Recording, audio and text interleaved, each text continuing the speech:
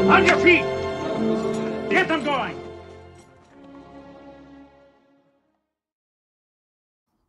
Good evening, good afternoon, good afternoon, good evening, good morning, whatever the case may be. Welcome to Cross-Examinations Live. I'm your host, Mike S. Miller. I am not a pastor, priest, rabbi, or any of that fun stuff that makes you think someone should listen to me, but here you are anyways. Welcome. I don't have a topic today. The Discord has been going crazy. Objective Ethics has come in to the Discord and is dropping some arguments. Well, first of all, we need to settle what was subjective and objective truth, or opinions, or perspectives, however you want to say it. What's up, Bob, Cecil, Caleb, Chachelli, and Justin the Rhino. Hello, Mike and Chad. Sorry about that. No, please. That's what it's for, Caleb. That is what it is for. I'd like to go through it, but it's apparently been going on all night. Have you guys been up all night? I went in there and I saw someone was at 3 a.m, and then I'm scrolling. I'm like, what is holy heck? Caleb's been using Grok. I don't know what. I guess history is a passion of dudes. Oh, you've been going out with Joe, and Joe from Italy, so he's on a different time zone. So yeah, we've got 6 a.m., 3:42 a.m., 3. So you went up until 3:40, and then started again at 6. And has been going until now. That's a lot. TLDR. Boy. Sheesh. Yeah, because I tapped out at 1:30. What was my last? Yeah, my last one was at 1:30. Good job, guys. Good job keeping it alive in the chat.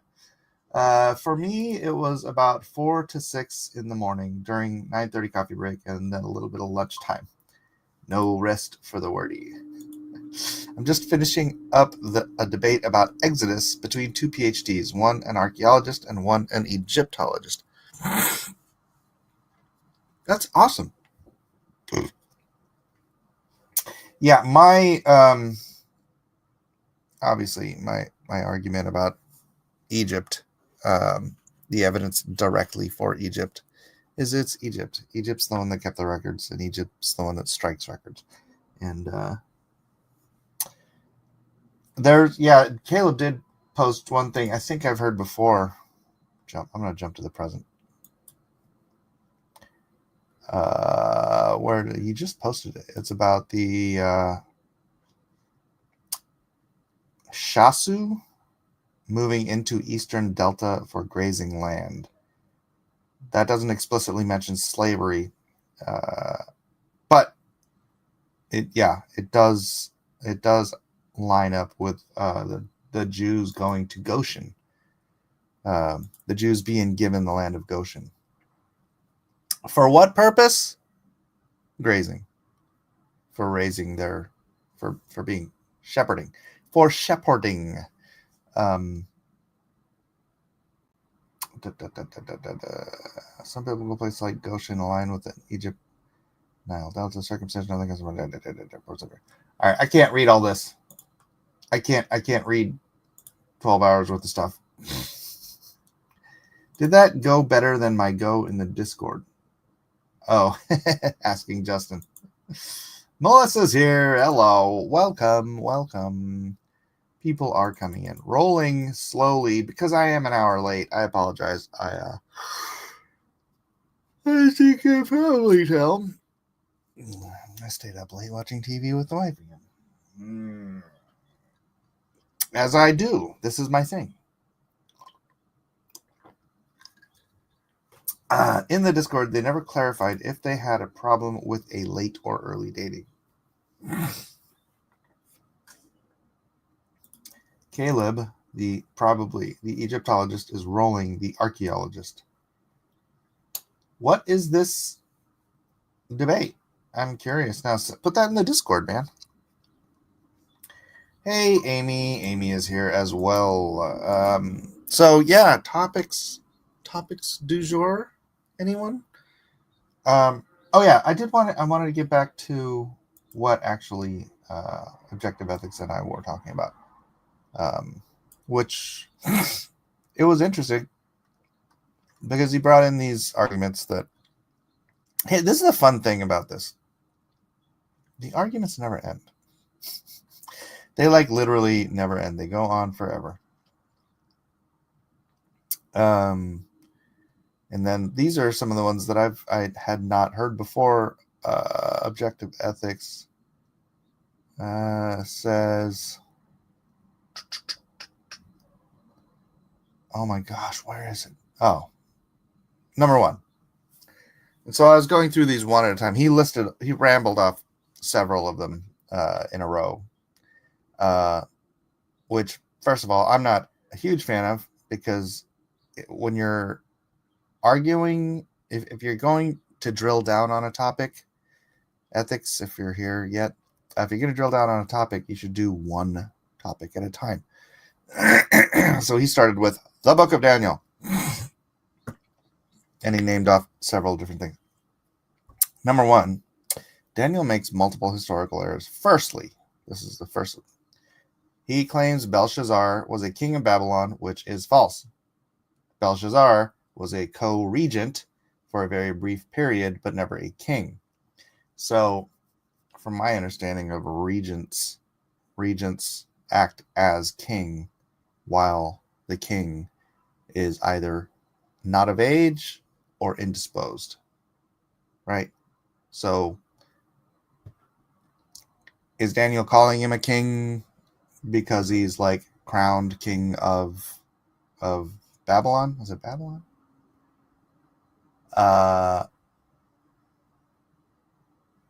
Perhaps he's calling him king more colloquially. I don't know. But I went to Grok for these answers. Okay, that one, that's the best argument, honestly, because he never was. Well, I can't say he never was, but from the other histories that we know, if you want to put more credibility in those histories than the Bible, then you can say, it might have not been a literal king. But if you're like me, you trust the Bible more than you trust someone else's account. This comes down to a matter, he clarified what is subjective, what is not subjective. If our opinions on this stuff are based on our presuppositions, then yeah, my presupposition is going to be that the Bible is more accurate than another historical account. Did King David, the Bible is just someone else's account, right? That's basically what I'm saying. Did King David ever pet a biblical unicorn? Probably not, but sure. Possible. Good morning, Ethics. Your Ethics was up late. Later than, well, I don't know if you were up later than me, but you were on stinking Discord later than me. All right. Ethics, second point. Daniel claims Belshazzar was the son of King Nebuchadnezzar, which is false. We have no record of them being related, but do we have records that show that his father was, in fact, King Nabonidus? Now, I asked Grok about this. Grok's point is that this is not... wait, what was Grok's point?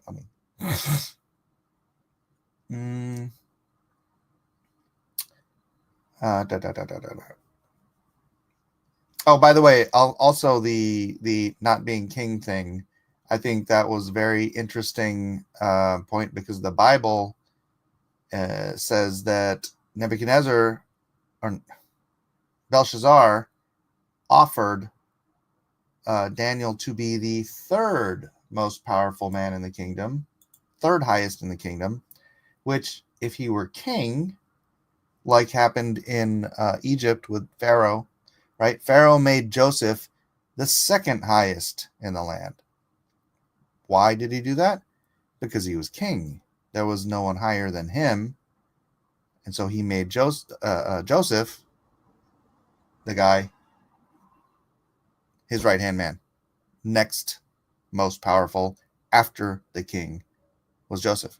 Well, in this case, the Bible says that Belshazzar offered Daniel, or made Daniel, the third highest in the land, which meant he couldn't make him, obviously couldn't make him king, but that also indicates understanding that Belshazzar was not the highest in the land. He therefore made third highest in the land. This is an interesting little thing you might speed bump over if you're this is about the discussion. I haven't had a chance to go through Mike's responses, but looking forward to it. Yeah, ethics. I was just saying, it's like if you want to drill down on issues, it's better to just drill down on one at a time, right? Rather than going through a list, because then I have to sit there going through a list, and then it spreads out and it just becomes this unwieldy thing that would take 6 hours a day to debate, which I don't have the time for that. I'm sure you don't either. So maybe let's focus on one and then drill down on it until we hit pay dirt, and then move on to the next one. So, but it's it's fun stuff. Let's see.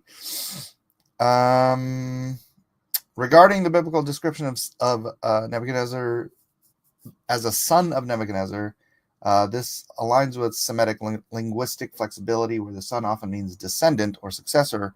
Evidence suggests Nabonidus may have been married to Nebuchadnezzar's daughter, Nitocris, making Belshazzar a grandson in a dynastic sense.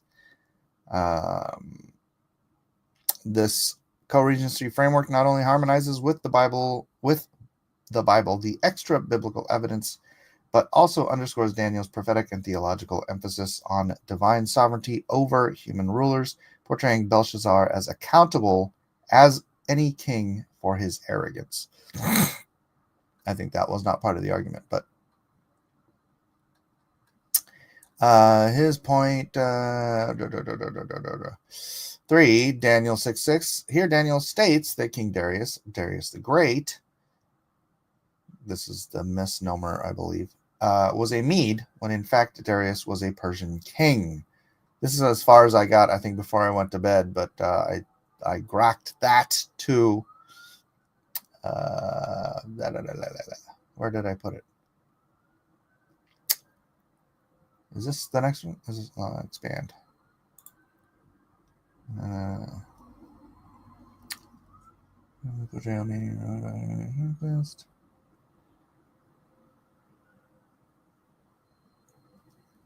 Oh, this is it. Why is it not opening up?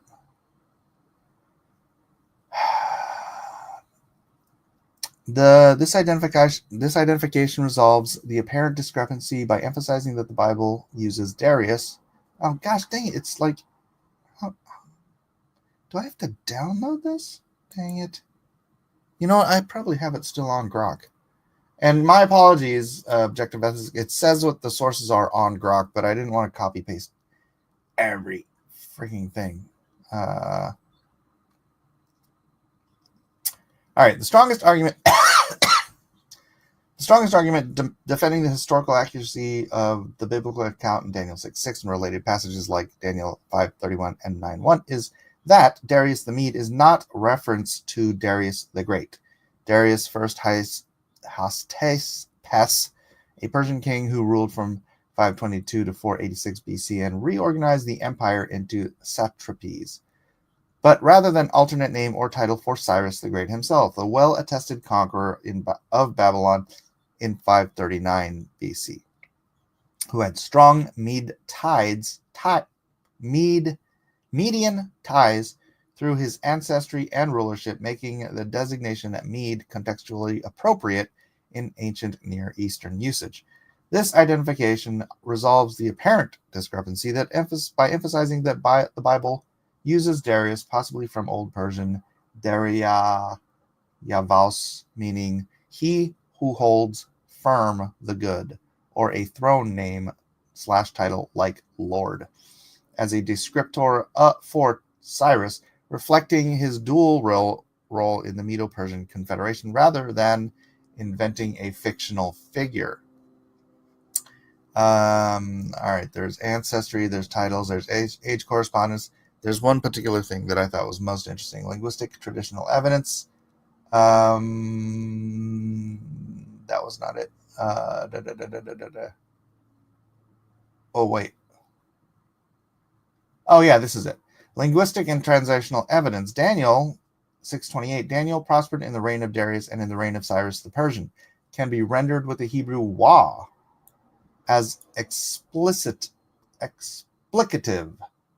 meaning that is or even, meaning the reign of Darius, that is Cyrus the Persian. A construction seen elsewhere in the Bible. Ancient First Chronicles identifying Pul as Tiglath-Pileser. Ancient translations like the Septuagint and Theodotian substitute Cyrus's name in Daniel, suggesting early interpreters viewed them as identical. The apocryphal Bell and the Dragon also attributes the Lion's Den incident to Cyrus, reinforcing this link, which Bell and the Dragon was written during the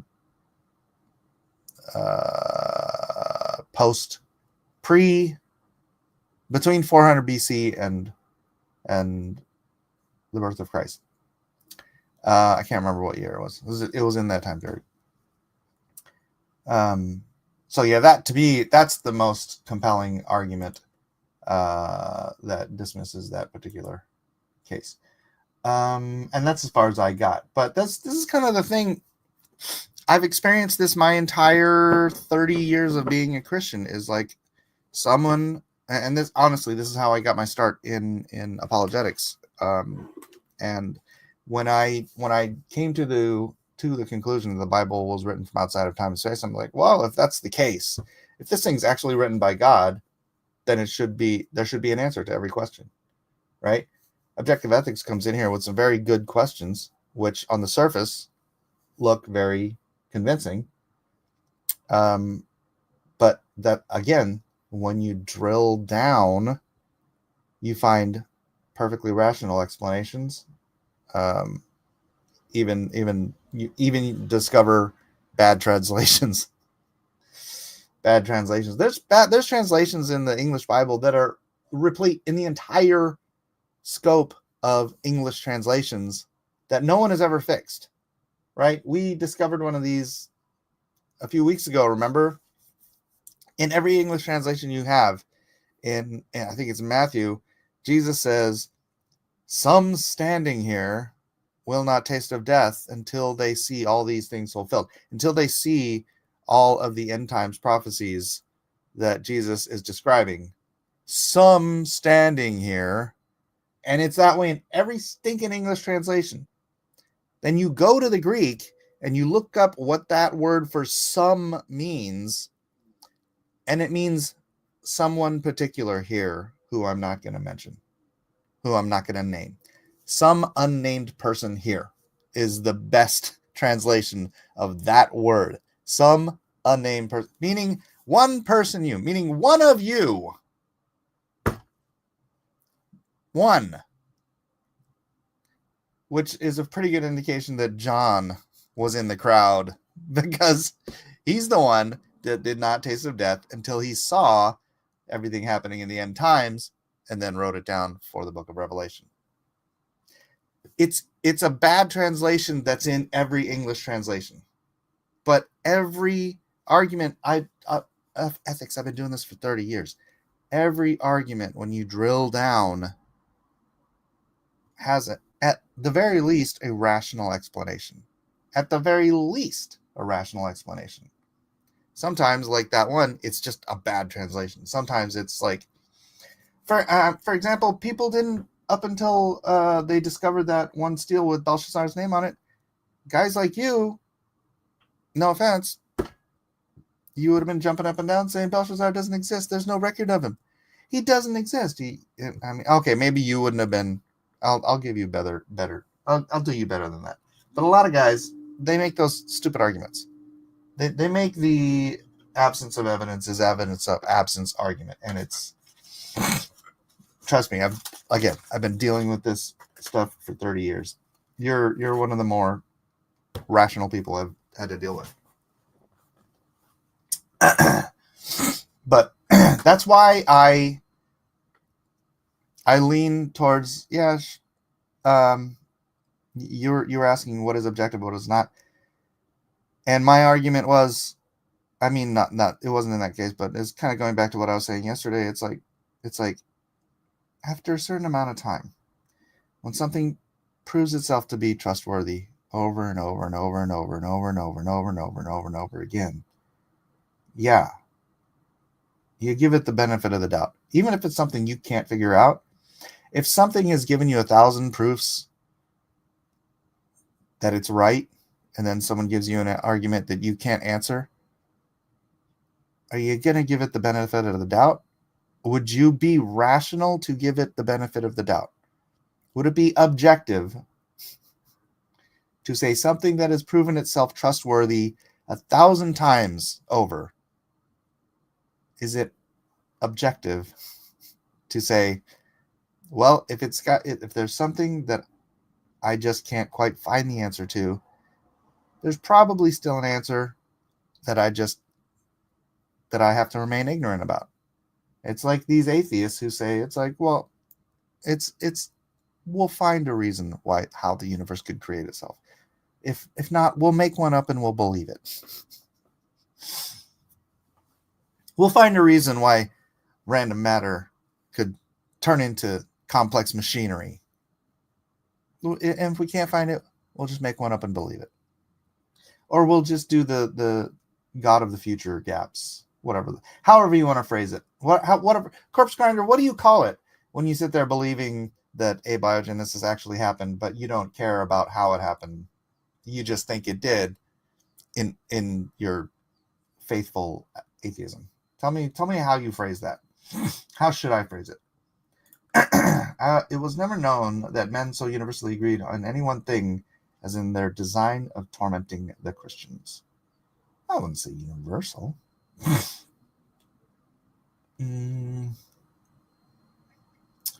What's up, Bruno's here? Dark Admiral.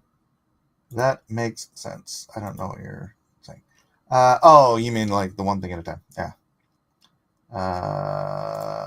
It was written by man in earth. Well, it was certainly penned by man on earth. I think the proper phrase is dictated by God to man on earth. The only thing God wrote with his finger was the 10 Commandments. Everything else was, yes, written by human beings. I was just thinking of topics that would be useful for us to dwell on. I don't know if talking about my own testimonies might derail the chat, though. It looks like Mike found a topic. Found one. You have to translate the sentence, not just one word at a time. Right, but the words have meaning. And you put that into the sentence. Right? The meaning of the word you put into the sentence.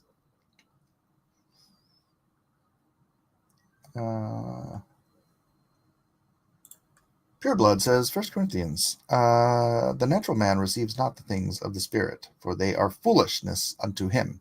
Neither can he know them, because they are spiritually discerned.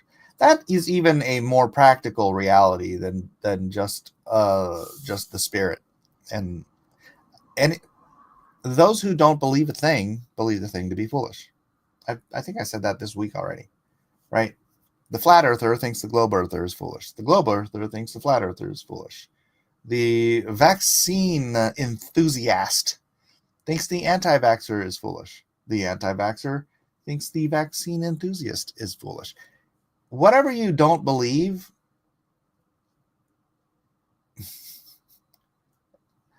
becomes foolish in your opinion. right? So it is a more practical statement than even what you're saying. Holy crap, please, Mike, please explain to Caleb how absence of evidence is not evidence. He was driving me insane over his lack of understanding about burden of proof.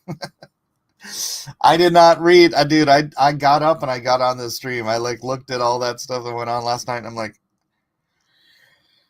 I don't have time. I do not have time. I'm sorry. But yeah, absence of evidence is not evidence of absence, guys. Everybody. Huh? That was crazy. John died, and unless you think his revelations were real because he wrote them, prophecy of Jesus failed. Yes, I think his revelation was real. What are you talking about? God gave him the vision. He saw it. He saw. I don't know if it was like he transported his spirit through time or what, but he saw those things.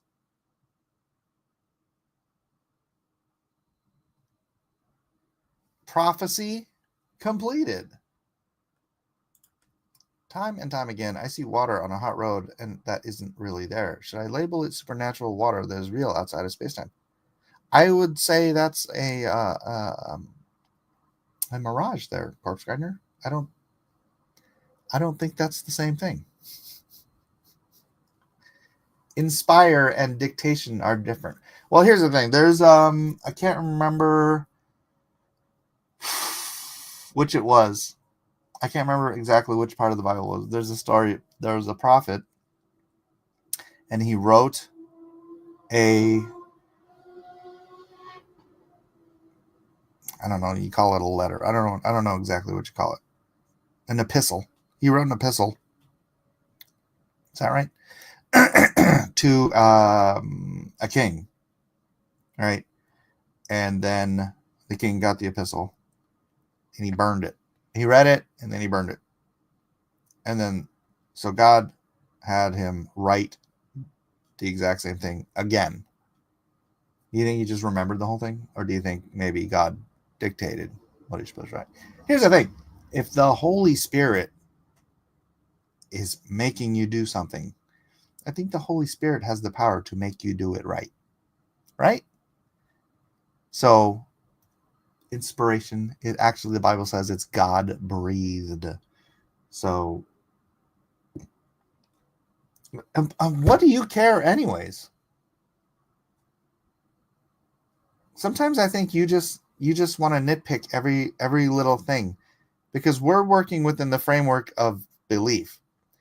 You don't believe it was inspired or dictated. So why are you arguing about it? Just to argue? Words have meaning, but meaning can change with context. That's true.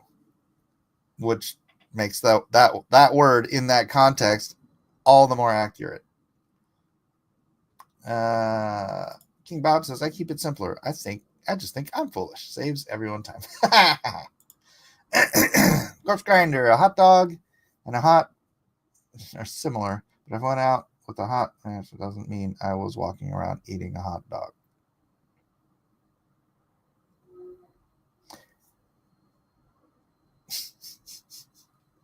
True.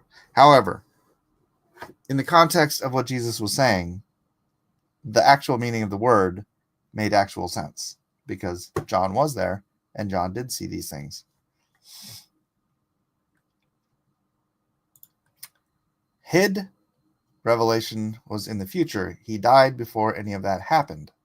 Failed.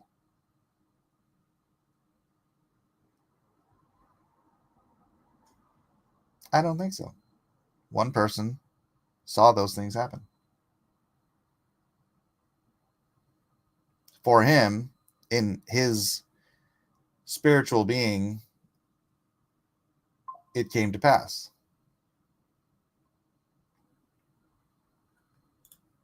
God sends angels, and we know angels can rebel. How do you know the angels were telling the truth? I would assume that the angels did what God told them, because the angels who wouldn't do what God told them got cast out of heaven. Right? Now, again, I don't know when they got cast out of heaven. I don't know the actual timeline of that. Corpse Grinder, you're the one who is part of a government-forced supernatural religion that is pushed onto children before they can even think for themselves. You should care about providing evidence. Brooklyn said, I now understand Mike. He equates imagination and belief to reality. So John's revelation, which he said himself would happen in the future, was reality to him. Strange stuff. Love it. Well, I mean, it's not imagination and belief. God gave him the vision. He took John. Let's read Revelation. How does it go exactly? Come on, stupid thing. I just read this. On Saturday. I'll be doing Revelation 2 on Saturday for our little Bible study. The revelation of Jesus Christ, which God gave unto him to show unto his servants things which must shortly come to pass. And he sent and signified it by his angel unto his servant John, who bear record of the word of God and of the testimony of Jesus Christ and of all things that he saw. Blessed is he that readeth, and they that hear the words of this prophecy, and keep those things which are written therein, for the time is at hand. John, to the 7 churches which are in Asia, grace be unto you, and peace from him which is, which was, and which is to come, and from the 7 spirits. Hold on, let me get to the part where he actually...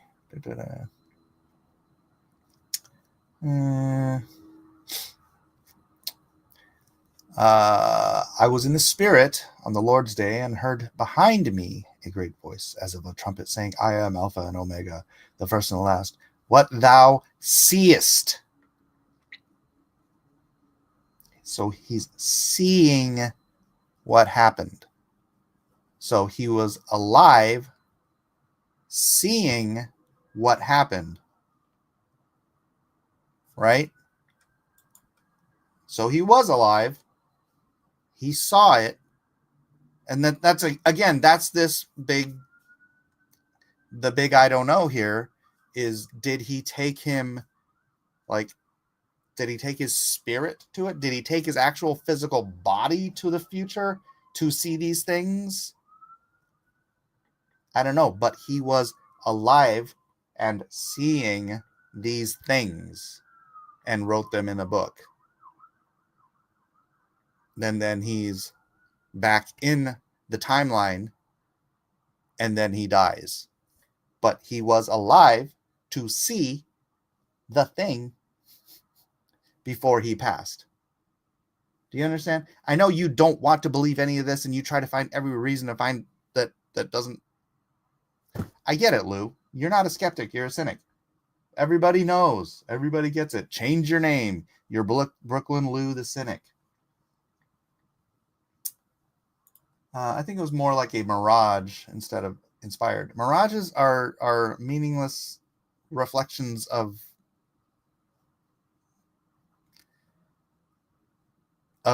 what is right now, right?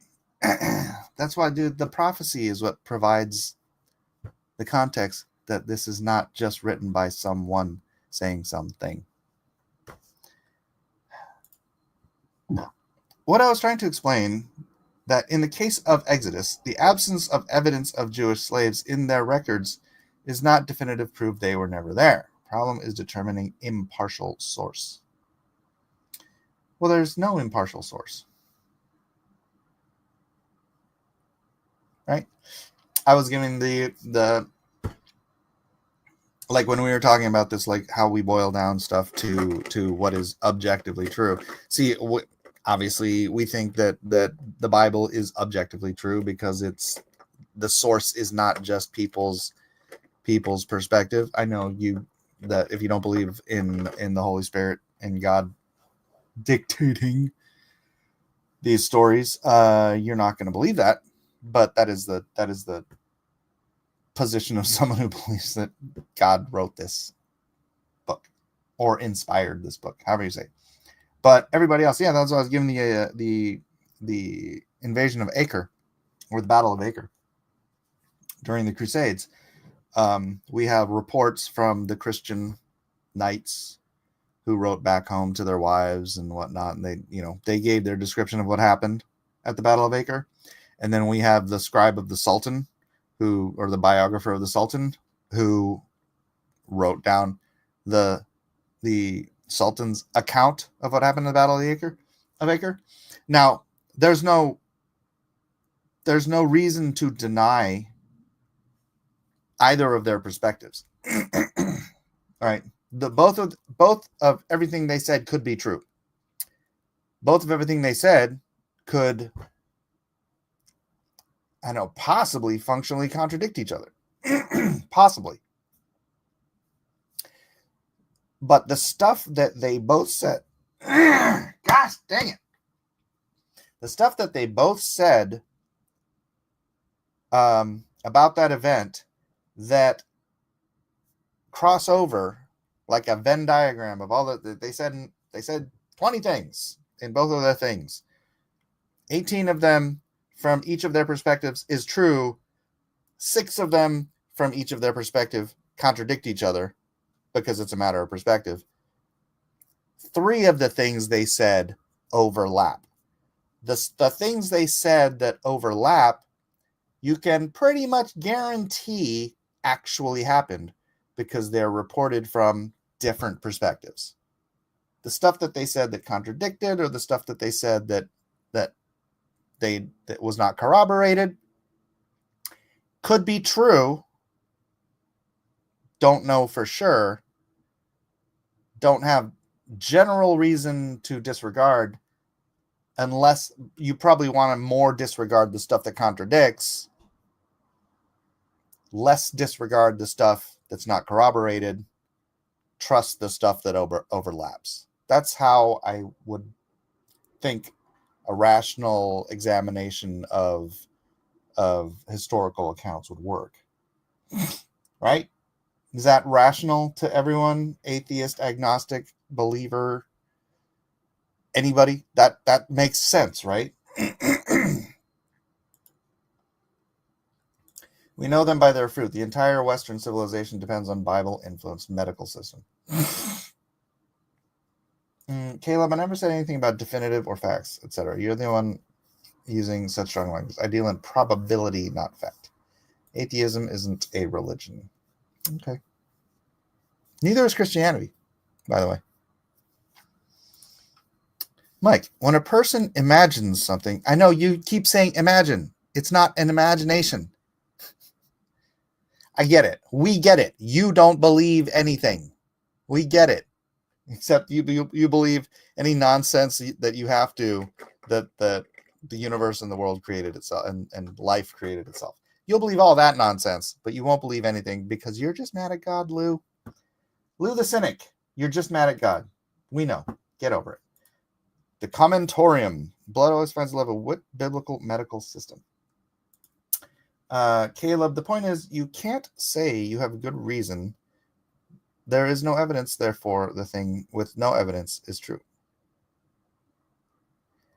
You can't say you have good reason. There is no evidence, therefore the thing with no evidence is true.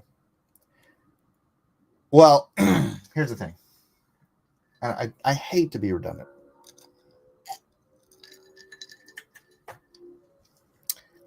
If the Bible has proven itself over and over and over and over and over again to be historically accurate, and I know you're making arguments that it's not, but there's a lot more arguments that it is.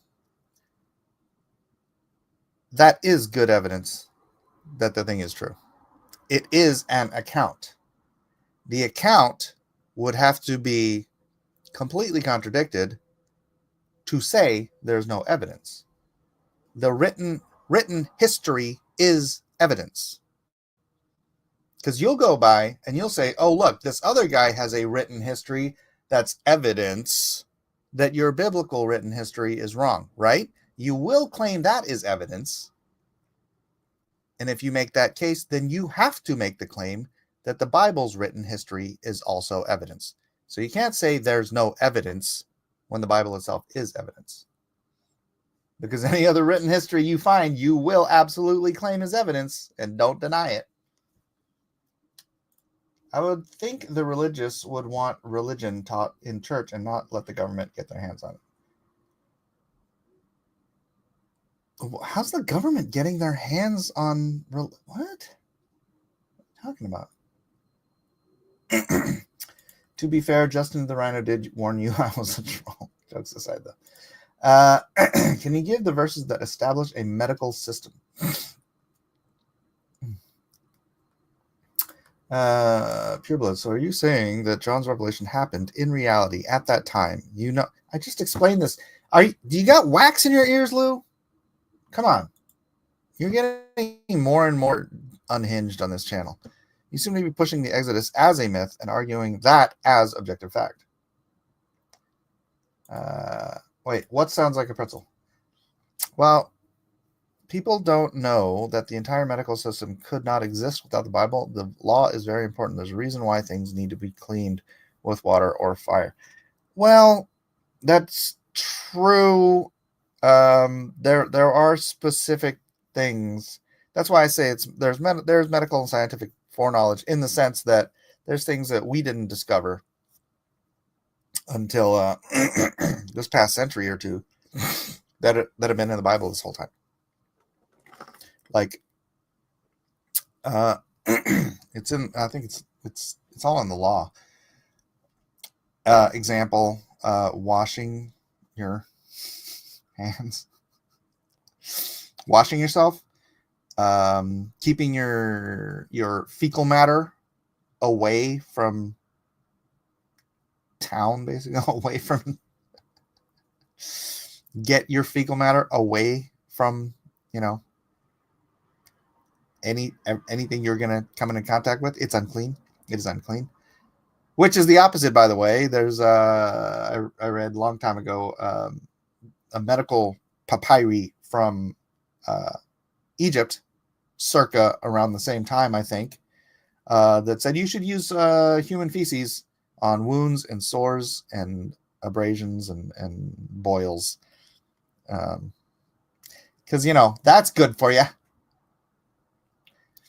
Meanwhile, Moses, who was supposedly educated in that medical system, in that Egyptian science, whatever so-called, goes out into the desert, comes up with this thing where he says, feces, you want to get your poop as far away from you as possible, and then you're unclean for a while. It says that if you cook meat in a metal pan, you have to wash that metal pan in running water, not still water. What's in still water? Oh, bacteria. In running water. And then I know there's sometimes bacteria in running water, but it's much better for you than still stagnant water. Anyways, but if you cook meat in a clay pot, you are to destroy the pot afterwards. I didn't know anything about bacteria and microbes and all that fun stuff that's basically, if you cook something in a porous clay pot, what does that become? That becomes what we call a petri dish. So clay pot, single use if you're cooking meat in it. Trash it. Cleaning, quarantining sick people. How do you? I believe now you guys like make me question everything I've read in history. They use the Bible when they figured out. I think maybe they figured out that like Jewish people weren't getting sick or weren't dying so much from the Black Plague or something like that. I could be wrong. But they went to Leviticus and they're like, oh, wait a second. You mean we shouldn't be storing our dead relatives from the plague in our living room? So they started quarantining people who were sick and getting rid of getting the bodies the hell out of town, because that's all in Leviticus, right? All of this kind of stuff. There's a lot of stuff that man by caveat isn't just going to know to do, but you turn to the Bible and you say you do that and it keeps your people healthier. There's a lot of stuff in there like that. It's not just those. I'm not going to say the entire medical system is based on it.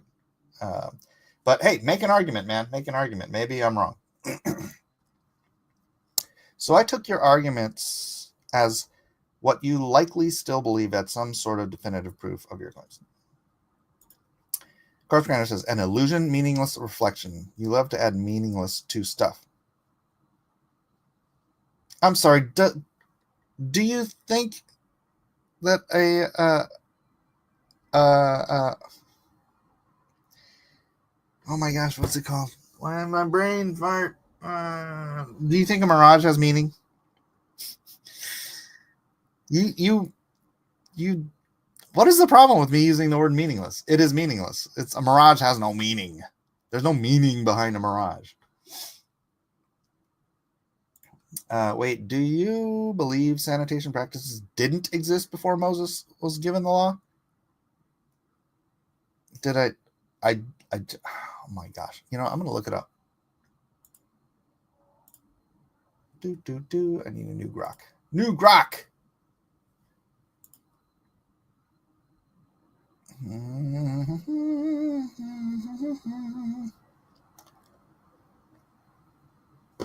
So slow. Gosh dang it. You know what? Forget grok. Do I think sanitation practices didn't exist before Moses was given the law? Commentorium. Are you aware that up until about, I don't know, what is 1920 or something like that, doctors didn't wash their hands between patients? And the doctor who discovered that washing his hands between patients, particular between doing autopsies and delivering babies, he discovered that his patients weren't getting infections and dying. And when he brought this simple biblical practice to the medical establishment, he was basically laughed out of the medical establishment. Go on and tell me how you think sanitation practices didn't exist before Moses' time. They didn't exist in the 1800s, bro. They didn't exist in the 1800s. But they were in the Bible. Mirage, like imagination or thoughts. I'm not even going to click on you anymore, Lou. You're so disingenuous. I was positing the Torah itself as evidence as well. Anyway, I defer to my grok results on the question I posed for any further inquiries on the subject of evidence. The grok results conclude that while there is no definitive evidence found of the Jews being in Egypt during Exodus, there's enough circumstantial evidence to make it plausible. There's my stance. Fair enough. Cherry pick. I don't know what that means. Have you read the Sumerian and Akkadian medical texts? No, I haven't. Have you?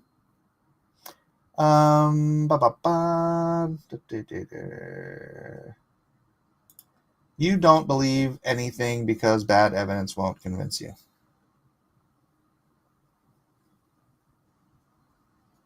I don't know what that means. There isn't any evidence that atheism is true. Therefore, atheism isn't true. That's true. Preponderance of evidence. Well, here's the thing. We have a whole lot of stuff in history that we teach as literal history that have nothing more than a single account.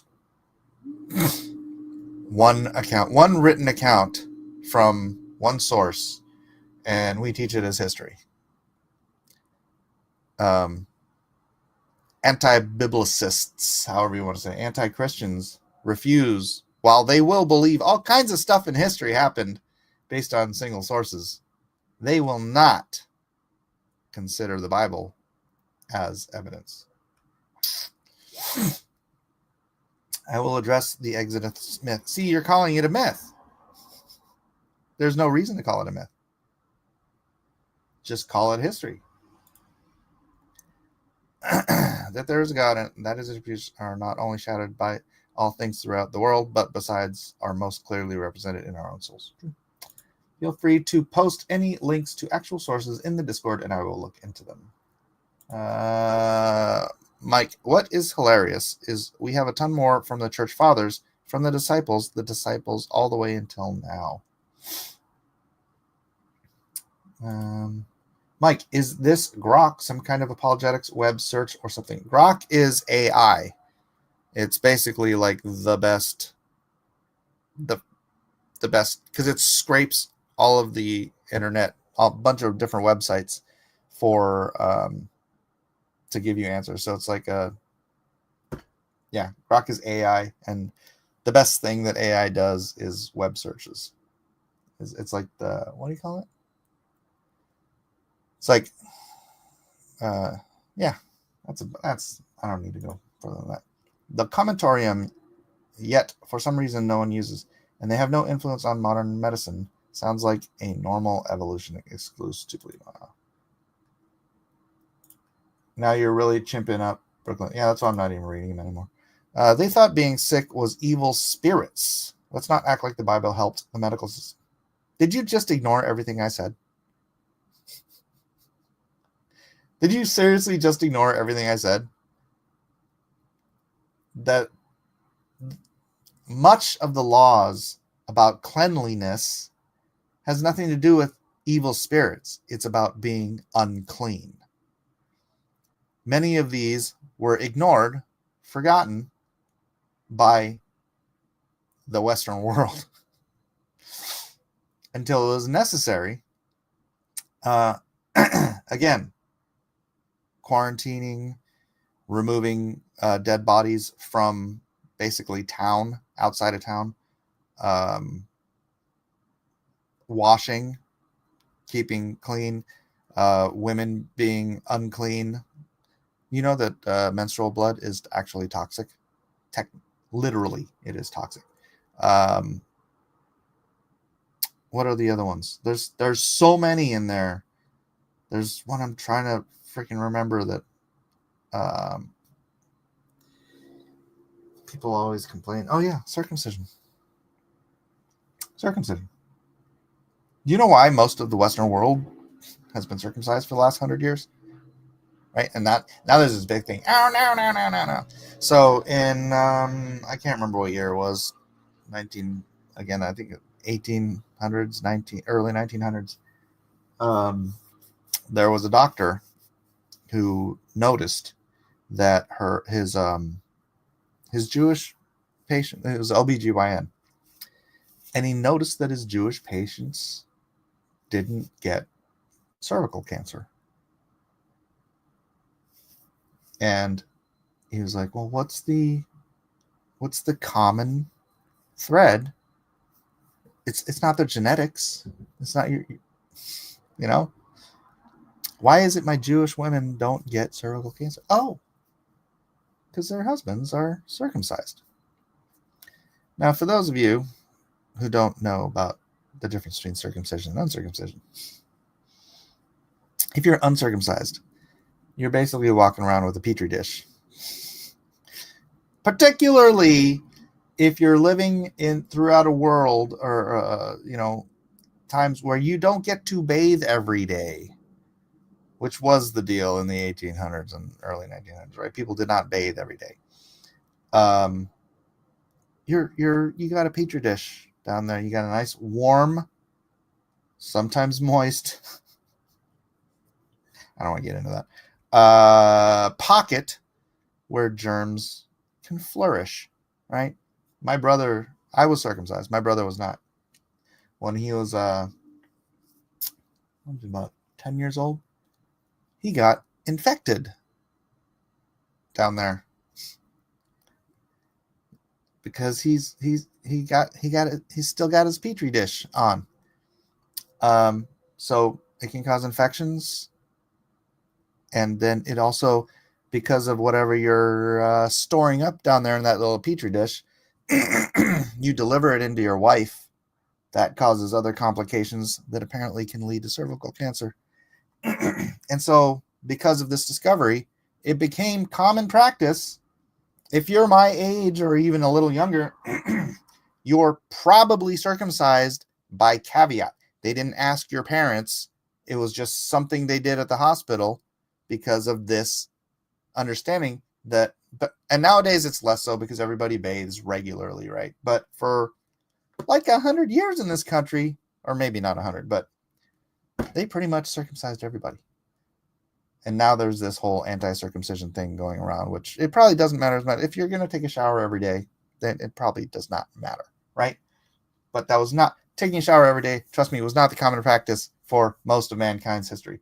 That had nothing to do with evil spirits, corpse grinder. But it was a covenant God made with the Israelites, which did what to them? Made them healthier.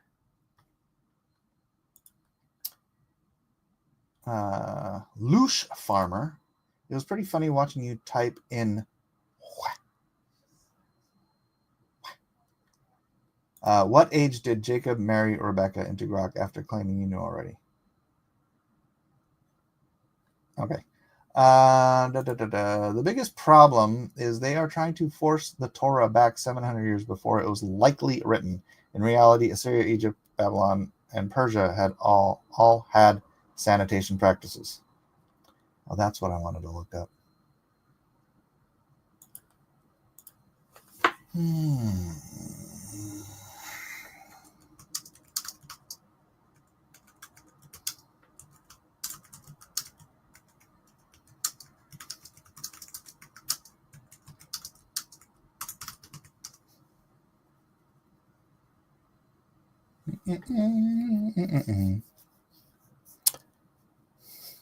The use of feces in ancient Egyptian medicine is documented in several medical papyri, particularly Eber's papyrus, 1550 BCE. So that would be, 100 to 200 years before Exodus, before Moses, which is one of the most comprehensive surviving medical texts from ancient Egypt. The papyrus contains over 700 remedies and treatments for various ailments, including wounds, and occasionally references the uses of animal feces as part of medical preparations.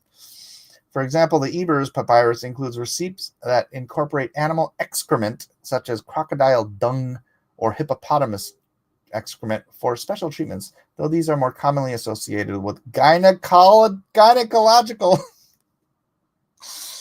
which is shove some alligator dung up your hoo-ha, ladies.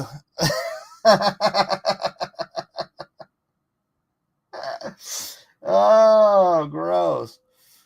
The substances like feces were used due to their perceived magical or medicinal properties, often combined with other ingredients like honey, herbs, or minerals. The rationale was likely tied to belief that certain animals could invoke supernatural healing powers or act as physical agent to promote healing. All right, I'm just gonna leave that there for all you.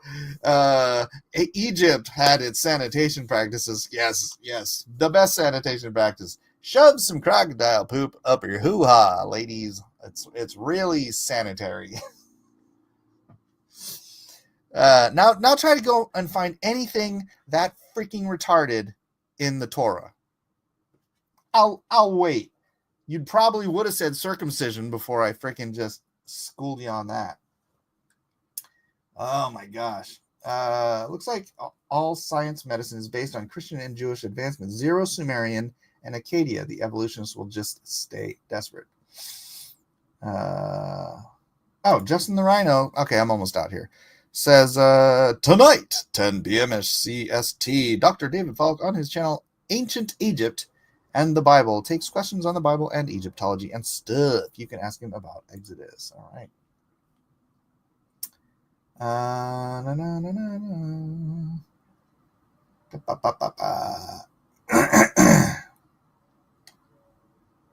All right, I'm out of time. Let me see if there's any last thing. Lush Farmer is spamming. Walk with the spirit. Why atheists invent beliefs in history that never happened is so goofy. Oh, well, I know, right? Kubrick asks, are a bunch of people just rolling in here right now? Goodness. What was the author of Revelations smoking? First of all, it's singular. Revelation. The revelation of Jesus Christ. I don't know. Probably nothing. I won't say he wasn't a smoker, though. Who knows? Actually, probably not. I don't think smoking was around at that point. All right. Gosh, dang it.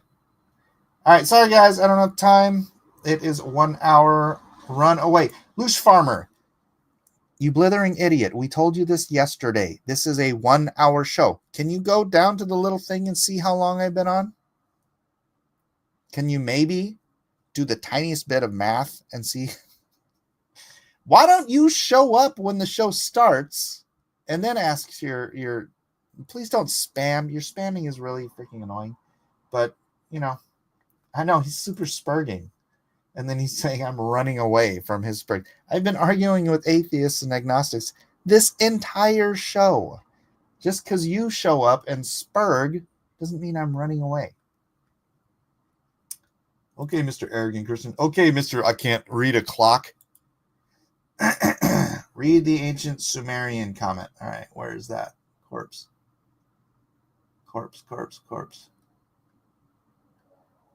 How high up is it? All I see is a bunch of Lush Farmer spam.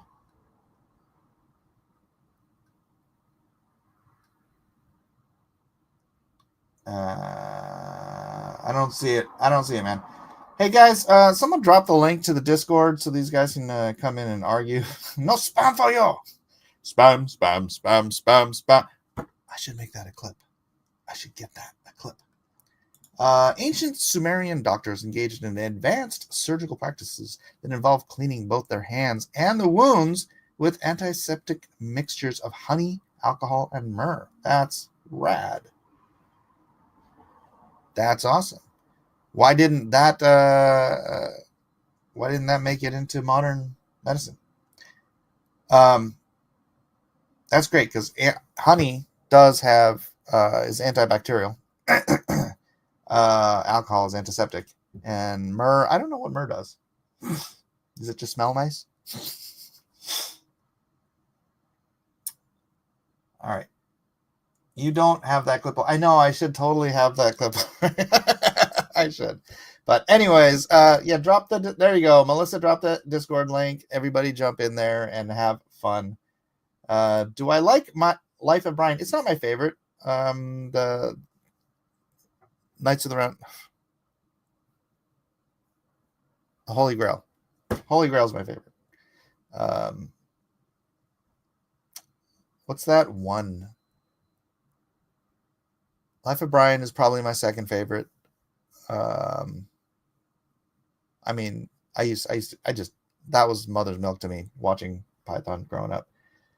Everyone knows Mike is plenty arrogant on his own. Love you, bud. Love you too, brother. All right. I'm out of here. God bless you all. We'll see you on the next exciting episode of Cross Examinations.